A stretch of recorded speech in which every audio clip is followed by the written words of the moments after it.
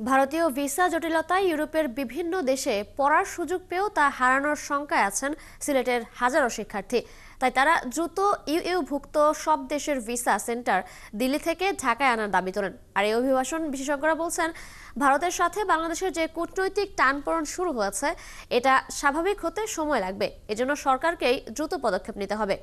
হোসাইন আহমেদ সুজাদের প্রতিবেদন।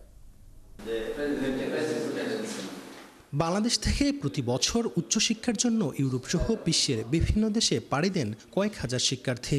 ইউনেস্কোর প্রতিবেদন বলছে 2023 সালে বাংলাদেশ থেকে পড়াশোনা করতে দেশের বাইরে গেছে 52,799 জন শিক্ষার্থী।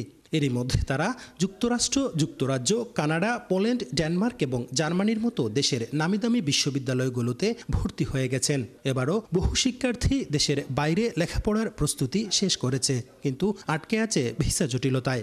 স্টুডেন্ট হিসাবে আমাদের জন্য অনেক অসুবিধাজনক। সো আমরা চাচ্ছি যে আমাদের দেশে যদি এরকম একটা সিস্টেম করে, লাইক ওইখান থেকে একটা এমবেসি আমাদের দেশে যে কোনো একটা সিটিতে দিলে আমাদের জন্য অনেক সুবিধাজনক হয়। আমাদের যে এখন যে কূটনীতির সম্পর্ক ইন্ডিয়ার সাথে চলতেছে, যার কারণে ম্যাক্সিমাম অফ দ্য স্টুডেন্টস যা সমস্যায় ভুগতেছে, ডেটস প্রসেসিং, তারপর ট্রান্সপোর্টেশন খরচ অনেকগুলো আছে। এখন বাংলাদেশ থেকে দিল্লিতে যে ভিসার প্রসেসটা বর্তমানে এখন খুবই একটা টেনশন চলতেছে।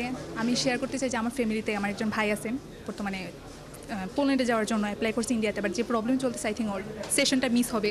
এ নিয়ে বিদেশে যেতে আগ্রহী শিক্ষার্থীদের সহায়করা জানান, 5ই আগস্ট গণ অভ্যুত্থানের পর বাংলাদেশিদের জন্য ভিসা প্রক্রিয়া অনেকটা সীমিত করেছে ভারত সরকার। এতে বহু শিক্ষার্থীর লেখাপড়া অনিশ্চিত হয়ে গেছে। কানাডা বলি, অস্ট্রেলিয়া বলি, সবাই তো বিএফএস সার্ভিস চালু করছে বাংলাদেশে। তো বিএফএস সেন্টার যদি চালু করে, অ্যাটলিস্ট তাদের ভিসা অ্যাপ্লিকেশন সেন্টারটা ঢাকাতে যদি থাকে, একটা স্টুডেন্ট অ্যাটলিস্ট তার অ্যাপ্লিকেশনটা ঢাকাতে সাবমিট করতে পারে, তাহলে তাকে আর দিল্লিতে যাওয়া লাগতেছে না, বা যে কোনো কান্ট্রিতে। আর শিক্ষার্থী সহায়ক আইনজীবীরা জানান, বাংলাদেশে ভিসা সেন্টার না থাকা দেশগুলো এখানে ভিসা সেন্টার খুললে পরিস্থিতি থেকে কিছুটা মুক্তি পাবে শিক্ষার্থীরা। ভিসা অ্যাপ্লিকেশনটাই কিন্তু বাংলাদেশ থেকে জমা দেওয়া যায় না, ওইটার জন্য ইন্ডিয়াতে যেতে হয়। এটা হচ্ছে প্রথমত সম্ভব হচ্ছে না because of the visa restriction in India, এবং এক্সপেন্সিভ বলবো আছে। তারপরে ওরা আবার ডিসিশনটা কালেক্ট করার জন্য আবার সেকেন্ড টাইম যাইতে চায়।